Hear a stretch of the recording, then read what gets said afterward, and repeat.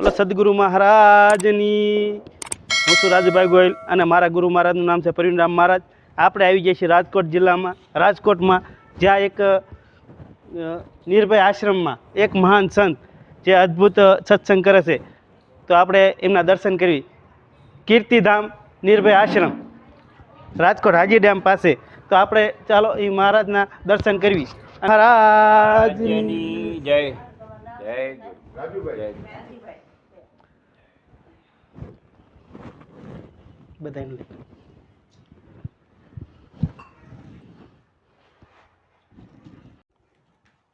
સદગુરુ મહારાજની જય। મસ્ત મોહનરામ મહારાજની જય। સત્ય સ્વરૂપી કીર્તિદાસની જય। પધારેલા હરિગુરુ સંતની જય। જય ગુરુ મહારાજ।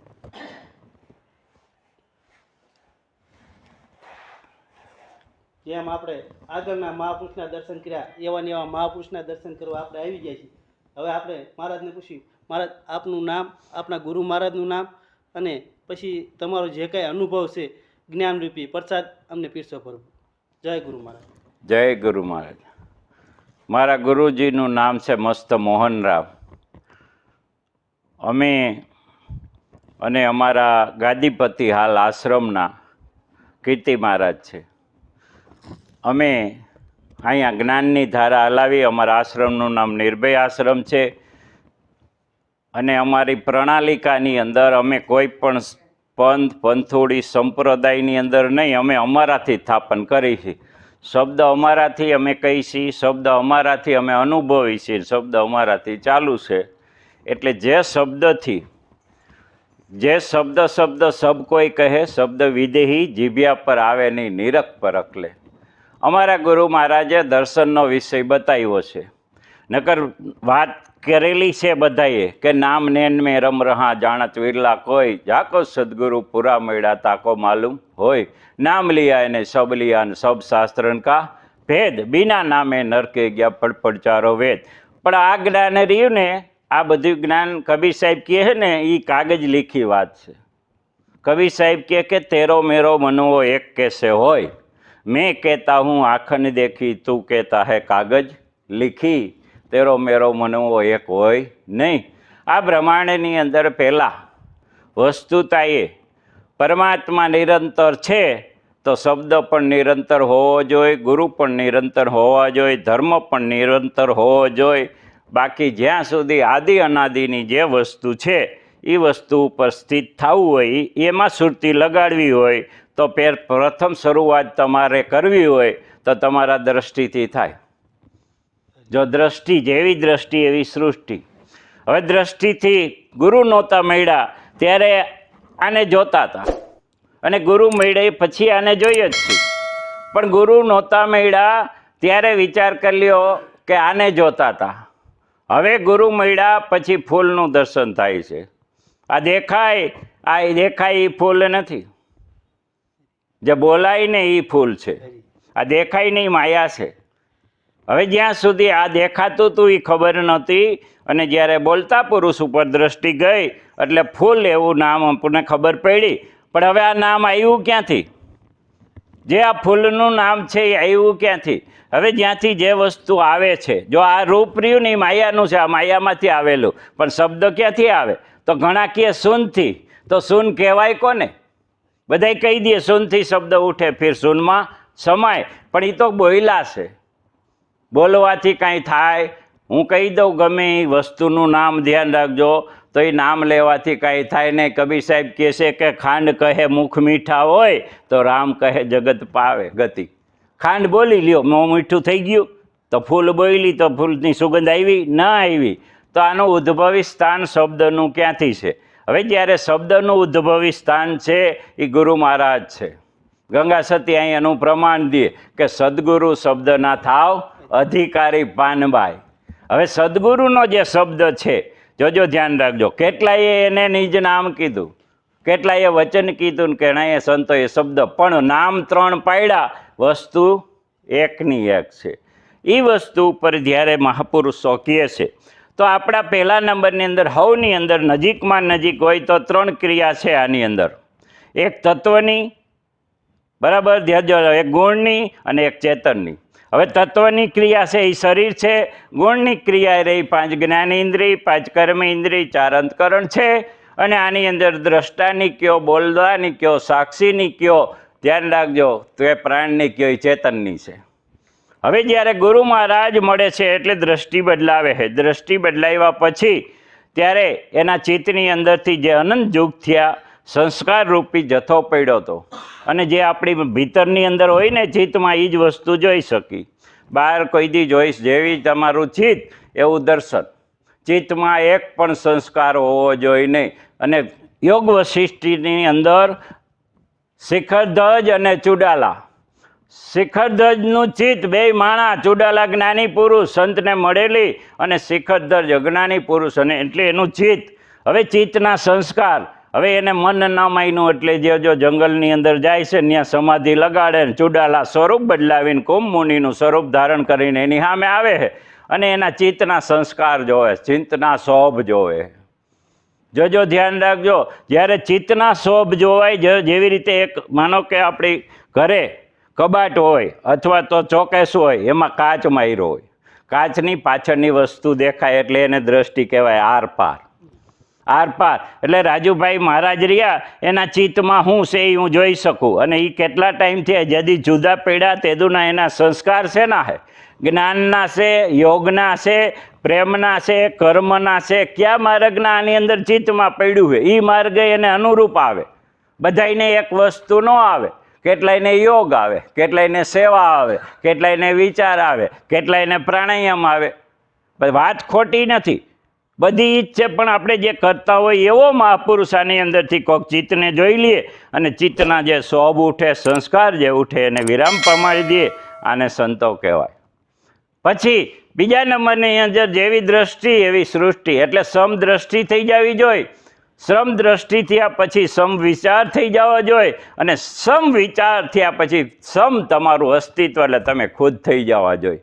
જે વસ્તુ છે, જ્યાં સુધી હું અહીંયા રાજુભાઈને જોઉં, તમને જોઉં, અહીં બહેનો જોઉં, ત્યાં સુધી મારું ચિત્ત નિર્લેપ થયું નથી, નિરંતર થયું નથી. ચિત્તના શોભ બંધ થયા. એનું કારણ છે, ગંગા સતી અહીં કહે છે કે ચિત્તની વૃત્તિ સદાય નિર્મળી પાનવાય, જેને મહારાજ થયા મહેરબાન, મહારાજ એટલે ગુરુ, અને જેને ગુરુ મળી ગયો ને એની ચિત્તની વૃત્તિ નિર્મળ હોય. એટલે ગંગા સતીનું ચિત્ત, ધ્યાન રાખજો, પુરુષ સિવાય કાંઈ જોતું નહોતું. આપણું ચિત્ત અનંત પ્રકારની વસ્તુઓ જોવે છે. હવે જ્યારે ચિત્ત છે એ પુરુષ સિવાય કાંઈ જોવે નહીં. અહીંથી આમ ચિત્ત ગયું તો ટીવી ન દેખાવું જોઈએ, અહીંથી આમ ચિત્ત ગયું તો આ બેન ના દેખાવા જોઈએ, અહીંથી ગયા તો રાજુભાઈ ના દેખાવા જોઈએ, અહીંથી ગયા તો હરેશભાઈ ના દેખાવા જોઈએ, આ ફૂલનો હાર ના દેખાવો જોઈએ, આ કંકાવટી ન દેખાવી જોઈએ, ફૂલ ન દેખાવું જોઈએ, એક જ વસ્તુ દેખાવી જોઈએ. અને નિરાત મહારાજે જોજો એની જ્ઞાનની અંદર વાત કરી છે, હા વાંચી, કે નામ લીયા એને ધ્યાન રાખજો. એવી રીતે એ કે નામ જાણ્યું ને, ધ્યાન રાખજો, એ 4 વેદ ભણ્યો, પણ જે એનો ભેદ છે ને એ જે જાણ્યો ને ખરો તરત બન્યો. હવે નામ જાણ્યું એટલે ત્રિપુટી તૂટી ગઈ. આ ફૂલનું તન મન ધન કયો તોય ભલે, નામરૂપ ગુણ કયો તોય ભલે, નામ નામી અને અનામી કયો તોય ભલે, આ બધા તૂટી જવા જોઈએ. આ તૂટે એટલે ભેદ મળે. હવે એક ભેદ મળ્યો, ગુરુ મળ્યા એટલે તન મન ધન અને શીશ આપતા કે વાહે વૈધું નામ. હવે જોજો, નામ વૈધું તો નામની પાછળ બીજી વસ્તુ હોય ને, તો એ બીજી વસ્તુની ખબર નથી. કેમ કે જે વસ્તુ હોય ને આમાં 3 વસ્તુ છે. તો જે નામ તમને ગુરુ મહારાજે જે આપ્યું એમાંય 3 છે. એ 3માંથી જે નામની ખબર પડી, હવે વાહેલી 2 વસ્તુ છે એ વસ્તુની ખબર ના પડી કે નામી કોને કહેવાય. અને જોજો, નામ અને નામી મળી ગયા પછી અનામી પદ બોલાય છે, પણ અનામી કહેવાય કોને, અનામીનું દર્શન કોનું એ કરોડોએ કોકને ખબર હોય છે. અને આ નામ મેળો, આ નામ ધ્રુવે, આ નામ પ્રહલાદે, આ નામ મીરાએ, આ નામ કબીર સાહેબે સહી કિયા થા. આ નામ છે ને, જે વસ્તુ એ તો આ વસ્તુ પડી ને એટલે આને જોજો સરવાળું નામ કહેવાય, વર્ણાત્મક નામ કહેવાય. આનું સર છે. સર એટલે આ રૂપ બન્યું ને એટલે આ તમારું તન મન ને ધન બન્યું ને એટલે રાજુભાઈ નામ પડ્યું. પણ ગુરુના દેશમાં ગયા ને એટલે તન મન ધન અને શીશ લઈ લીધું હતું. 4 અવસ્થા 4 વાણી 4 ખાણી બાદ કરીને જે તત્વ કાઢ્યું હતું, જે નામ કાઢ્યું હતું ને એને નામ કહેવાય. અને એને કહે છે કે નામ લીયા. એને આ નામની જે વ્યાખ્યા કરી એ મહાપુરુષો મળે એટલે પેલા શીતની વ્રતિ જો વિરામ ન પામે, કૃષ્ણ ભગવાન ખુદે 18 રાજ્ય જ્ઞાન કથી નાખ્યું. પણ અર્જુન નાસીપાત થાય. આ ફય મામા માસીન ગુરુ મટે નહીં, આ મટે જ નહીં. શું કામ? ચિત્તમાં પડ્યું હતું. હવે કૃષ્ણ ભગવાનને ખબર પડી ગઈ કે ધ્યાન રાખજો મહાપુરુષો કરે હું અદલ બદલ કેમ કરે છે. હવે જ્યારે ખબર પડી ગઈ કે આવડા નાસીપાત થાય છે, હવે આને કાંઈ ત્રાસ નથી, એટલે કૃષ્ણ ભગવાને કીધું એને અદલ બદલ થતા નથી આવડતું. અદલ બદલનો અર્થ થાય કે તમે સોઈ હું થઈ જાઉં, હું સોઈ તમે થઈ જાઓ. અદલ બદલનો અર્થ એ થાય કે ઈશ્વર છે જોજો એ અહીં આવે અને અહીંથી વાંવ્યા જાય. આને અદલ બદલ કહેવાય, આને પવન ઉલટાવ્યો કહેવાય. તો બધા ઓલા આવડા પવન ઉલટાવાની વાતું. ના, તમે ઉલટી જાઓ એટલે પવન ઉલટી ગયો. ઉલટવાનું તમારે છે અને તમે શ્વાસને ઉલટાવો. ઘણા શ્વાસને ઉલટાવે. ના, તમે ઉલટી જાઓ, તમારી દ્રષ્ટિ ઉલટી જવી જોઈએ, તમારો વિચાર ઉલટી જવો જોઈએ અને તમારું ગતિ પ્રાણ ઉલટી જવો જોઈએ. વાત થઈ ગઈ પૂરી.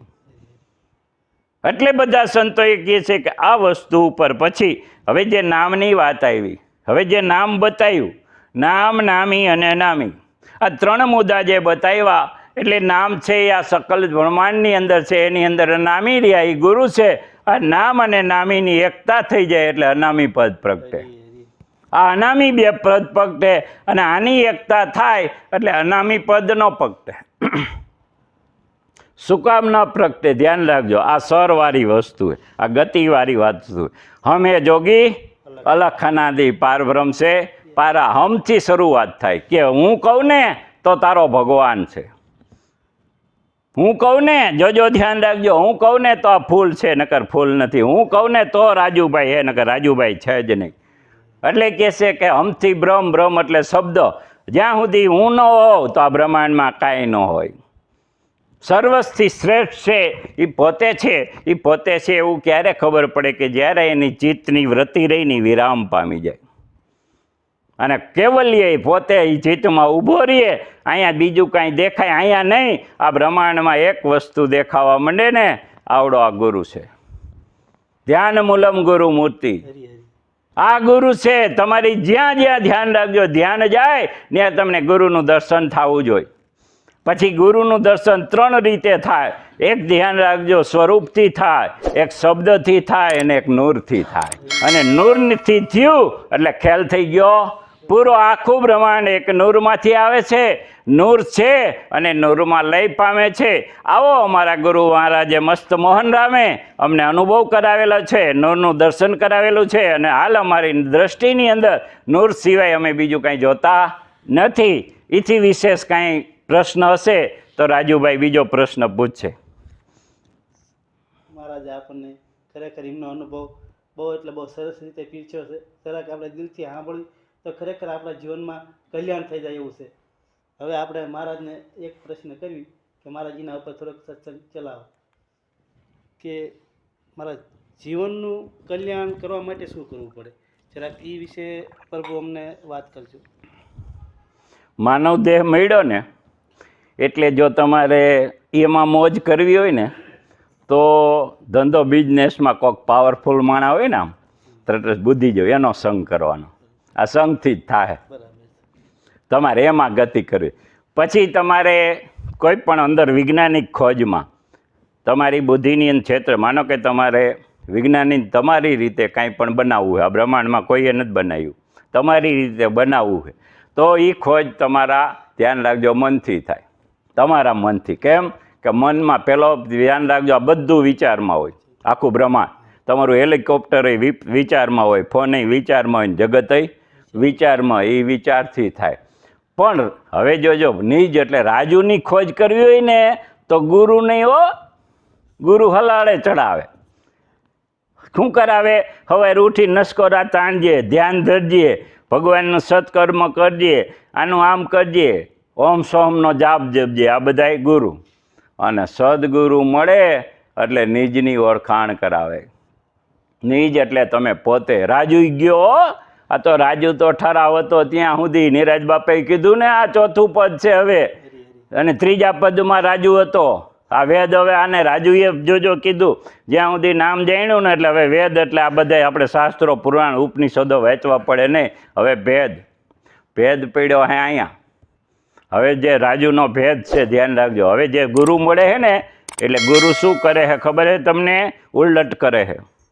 ગુરુ અહીં બી આવે, સમજાઈ ગયું? અને રાજુભાઈ અહીં બી આવે. હવે અહીંયા બી આવે.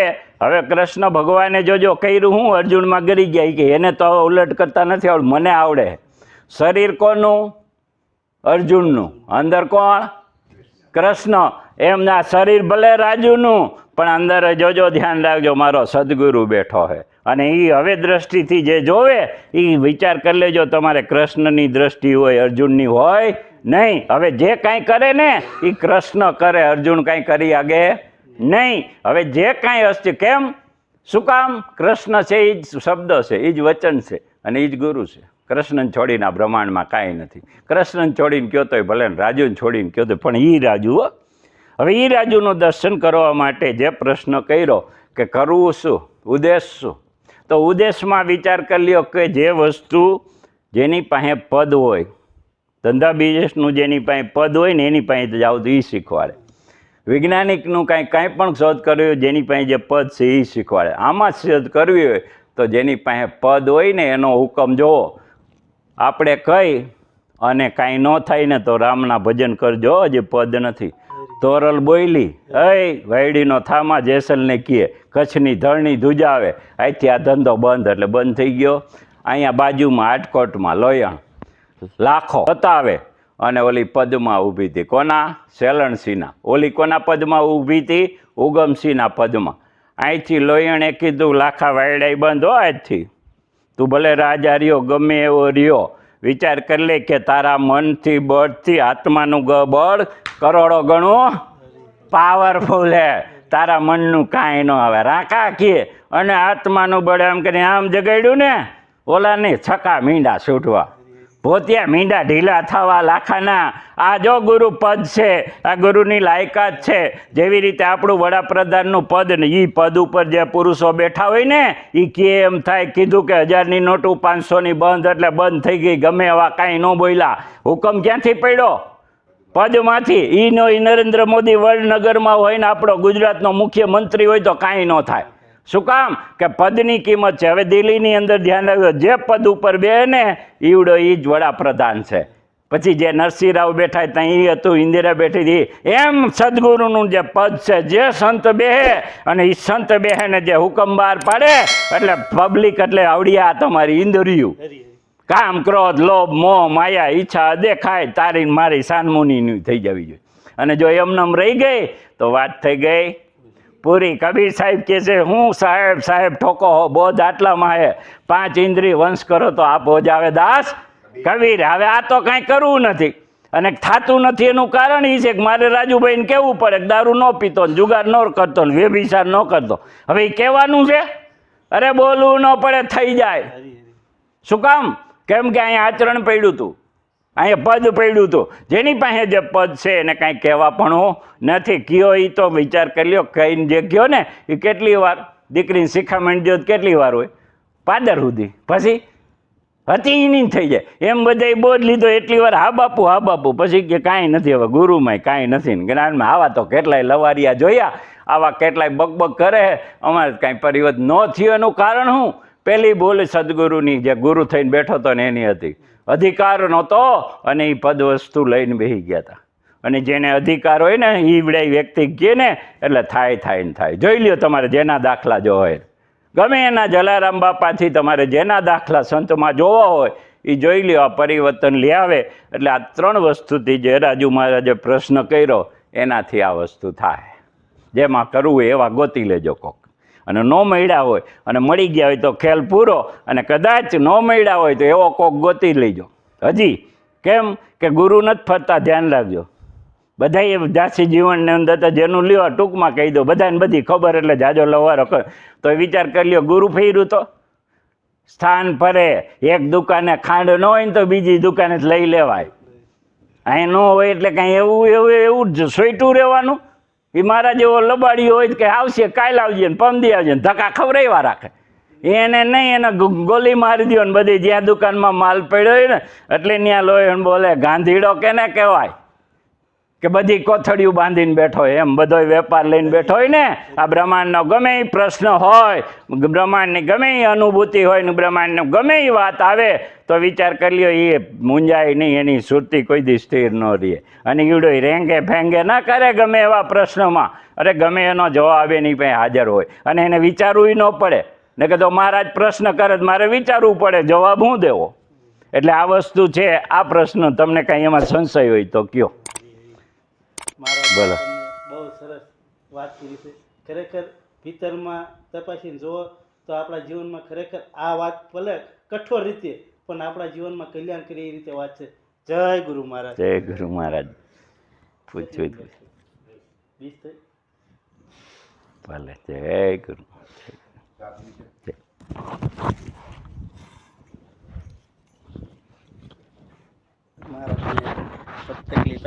ના રે